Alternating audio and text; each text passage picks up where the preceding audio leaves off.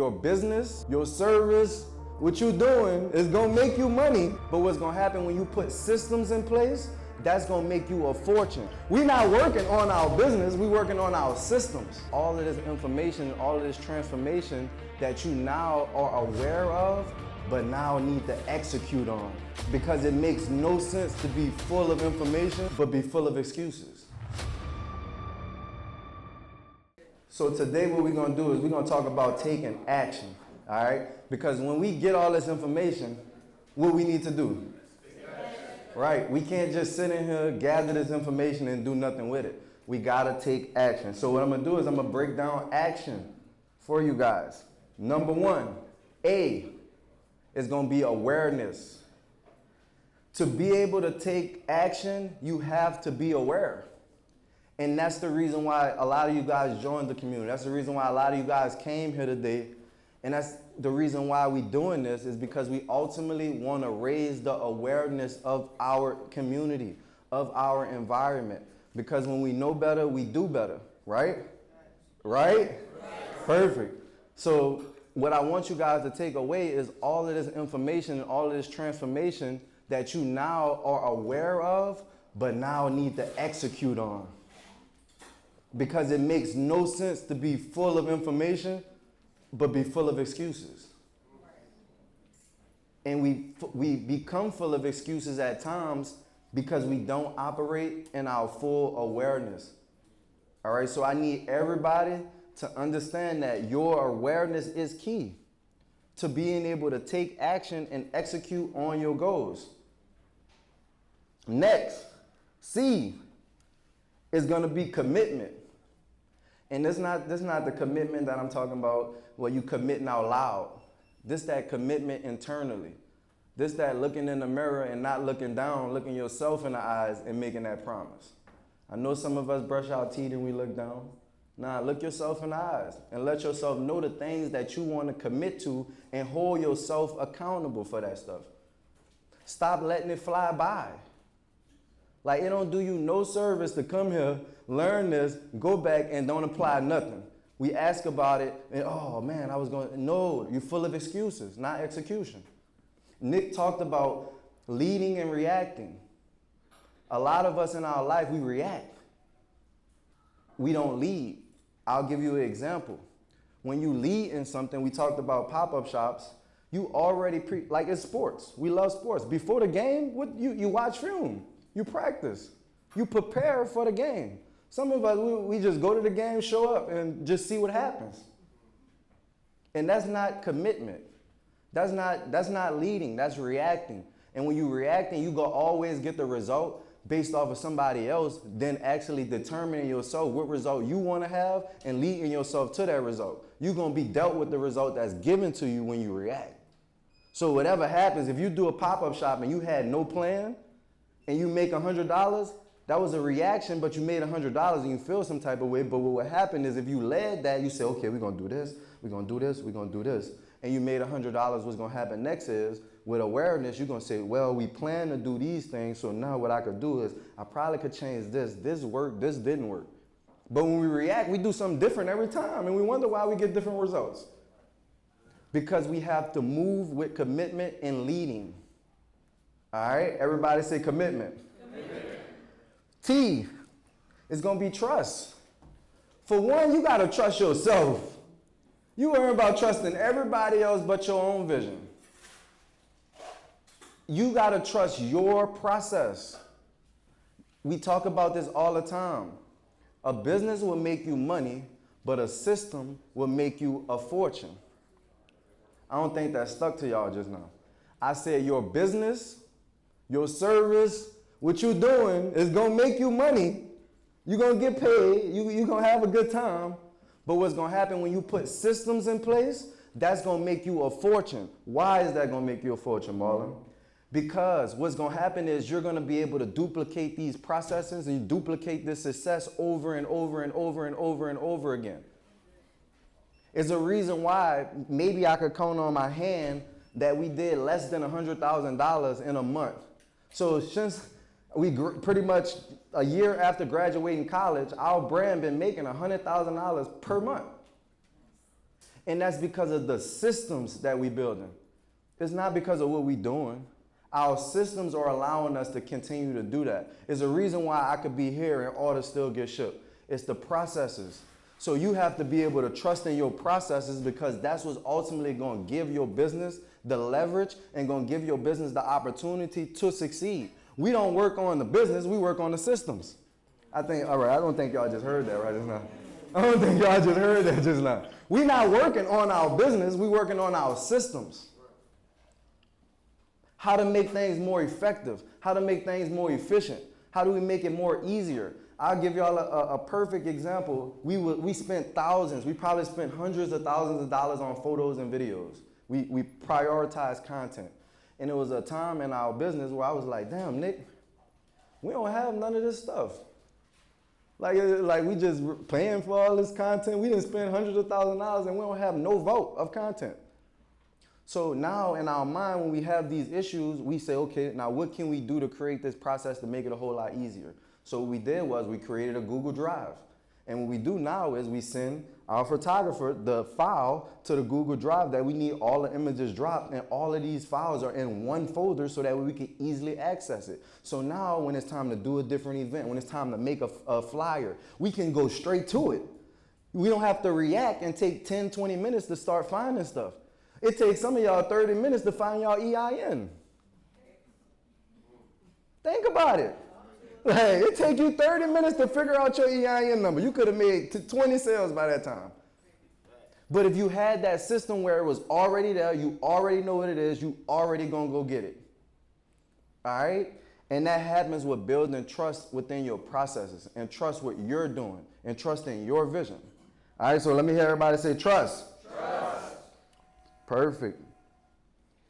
All right, next, what we have is infrastructure. All right, I is for infrastructure. It relates off of trust and building processes, but your infrastructure is going to be what helps you to scale.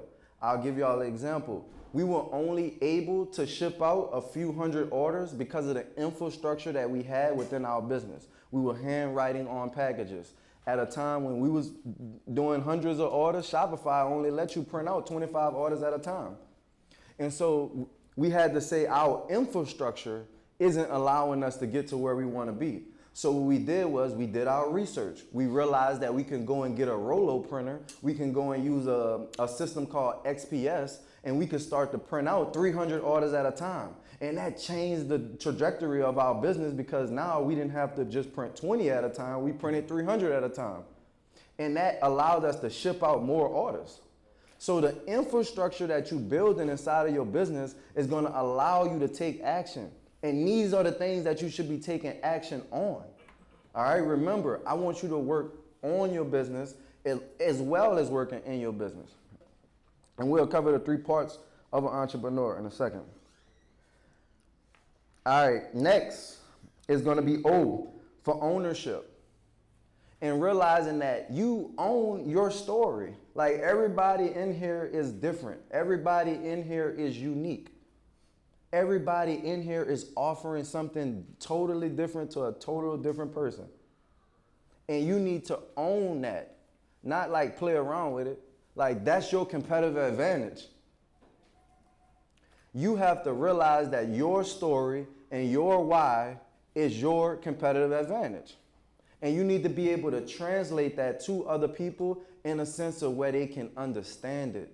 So when we tell y'all our why is we provide original designs and branded fashion to urban youth who feel stagnant and trapped by what their environment tells them what they can and cannot do.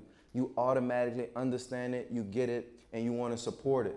So you need to be able to convey that same message to your audience. We say that same story to millions of people. You need to say one story to millions of people. Not a different story every single time, the same story. I need y'all to understand, you need to get bored with this. Like, I know sometimes we want to do so much, we get shiny object syndrome a lot. And we start moving in a bunch of different directions. But business is boring. Like, it's actually boring because McDonald's, they got the same recipe. You do the exact thing. Nothing actually changes. but maybe marketing, maybe bringing in new collaborations, maybe freshening up how the actual restaurants look, but they still selling the same products. So they got bored with selling hamburgers and fries. All right? And I need us to understand that. Next is going to be in, and it's going to be taking it to the next level.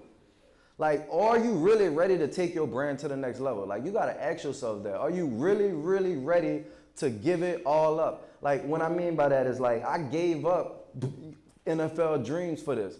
And that's what made me go harder, because I knew that this was something that I had to show and display and impact. I wanted to show athletes that, because in our mind, we honestly don't know what to do after sports.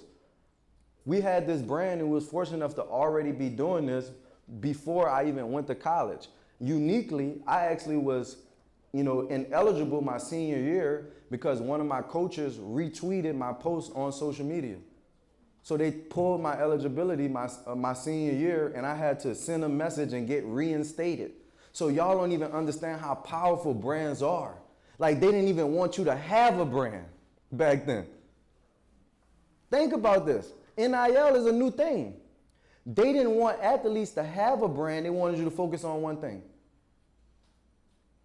So now we have so much power inside of our hands and so much leverage with social media, so much access with information to make actual decisions to further ourselves.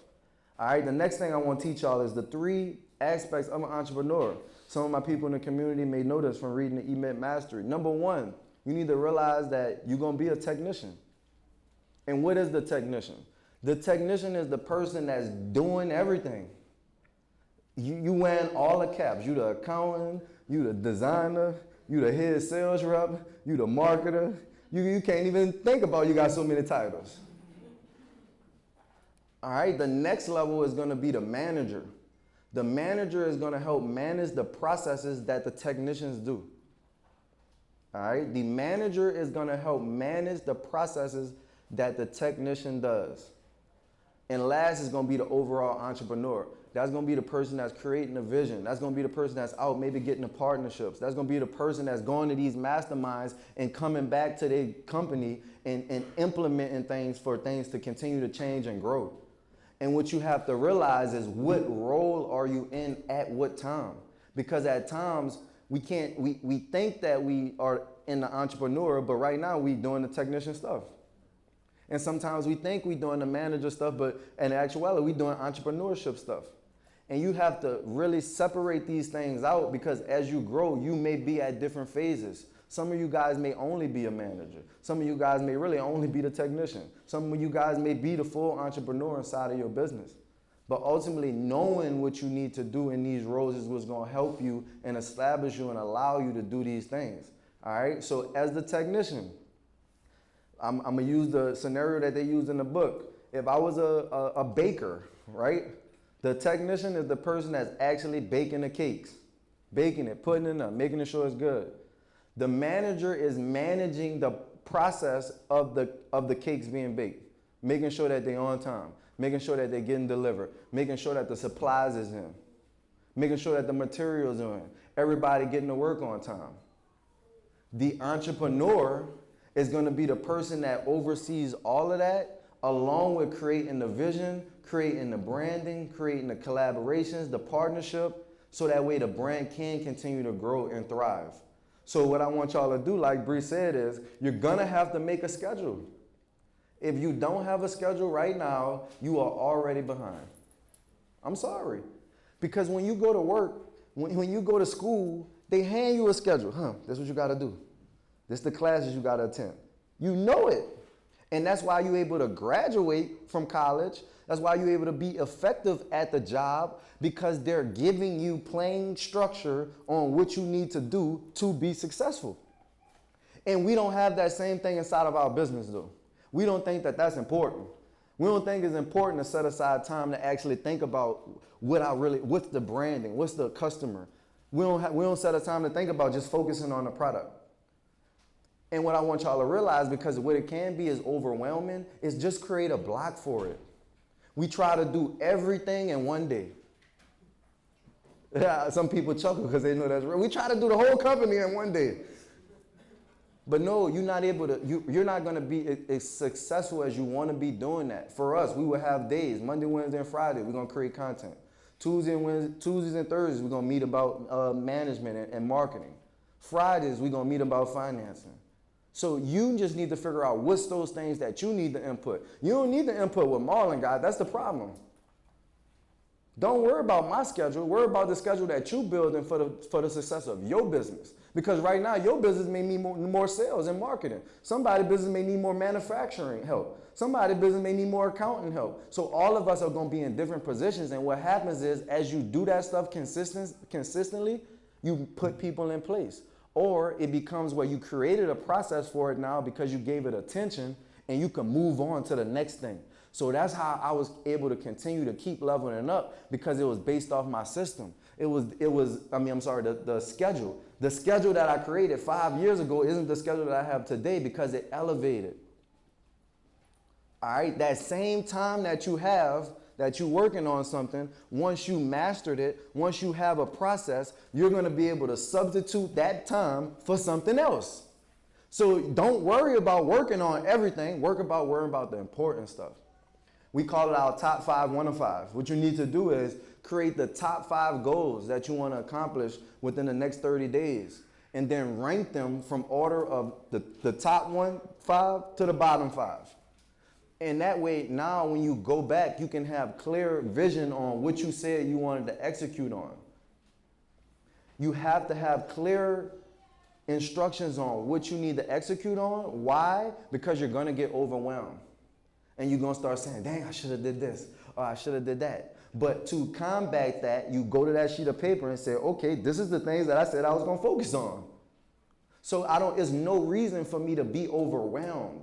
There's no reason for me to be overthinking, because I'm following my process. Your process is going to get you where you want to be. It's not just doing anything anytime. That's not going to get you where you want to be. If you somebody in here right now that just wake up and you don't know what to do in your brand, you are on the track to train over there somewhere, not being where you want to be. Because there's no way possible that you could wake up and not know what you need to do for your brand already. That doesn't make sense. That's not a company. That's a hobby. And what we're trying to do is create companies in here. Businesses, enterprises, multi-million-dollar businesses, big shit. All right? Not hobbies. This ain't a hobby. This isn't a hobby for me. And this ain't going to be a hobby for y'all. You are doing this to create generational wealth.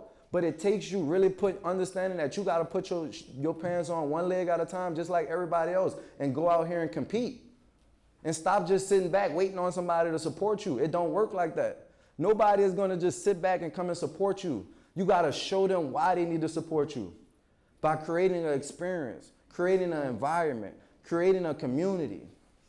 And that's when you're going to start seeing your brand almost generally sell itself. It's the reason why we pack this room out right now. It's because we've been putting so much information and been putting so much energy into our brand into one specific way where it wasn't just about product. Our brand we don't sell product. We sell an intangible feeling that you can rise above and do the things that you want to do. If you in here right now and you selling product, you in the wrong business, because product ain't gonna last. There's new fashions all the time, up and down. But if you create an experience, if you create a feeling for people, when they hear the name of your brand, you're going to always be around forever. You're going to always live through other people, because you're impacting them in a different way versus just being a monetary exchange. People want to support you. All right? We talk about reading the book Start With Why. That was one of the most pivotal books that we was able to read, because it allowed us to understand the concept that we teach is impact before income. And what I'm saying by that is, no, don't go out there and just lose all your money trying to impact the world. That's not what I'm saying. Because you can create things that's free. It's about using the creative imagination and the God-given ability that y'all got in this room and impacting people. You could do that through partnerships. You could do that through Zoom meetings. You could do that by volunteering. But putting your brand in the same position, for example, if you have a mental health brand, Well, why not go out and volunteer at mental health communities or clubs? It costs you nothing to do that. And now what's going to happen is you're going to be able to start creating content around it. You're going to start being able to talk to those people. And now your brand is going to grow in that environment. If you have an athletic brand, there's no reason why you shouldn't be at the gym doing pop-ups, because you need to put your brand in a position where it's going to thrive the most. It may be where you may be giving tips on how to be a better athlete. Like, what can your brand actually do besides selling product that's going to impact somebody? And it may be where it doesn't cost your brand anything, but it's going to give you the impact. And what that impact is going to do is going to convert into income, because what's going to happen is somebody going to tell somebody going to tell somebody else, and then next thing you know, you have sales coming to your site based off the impact that you made. And it wasn't just about going in there, sticking a shirt in somebody's face, sticking some socks or a hat in somebody's face and telling them to support you. You need to show them why they need to support you through your company's actions. That's a different mindset shift right now. I need you to understand that you have to grow your company through the company actions, not your words. We keep saying what our company is, but what are you actually doing to make that happen? It's the reason why we're in this room right here. We're living out our brand why, and it's the reason why our brand is actually continuing to grow and grow and grow across the world, because it's not about the product. I need everybody to say it's not about the product. It's not about the product.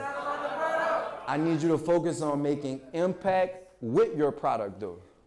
I need you to focus on making impact with your brand and creating an environment for people to continue to thrive and grow.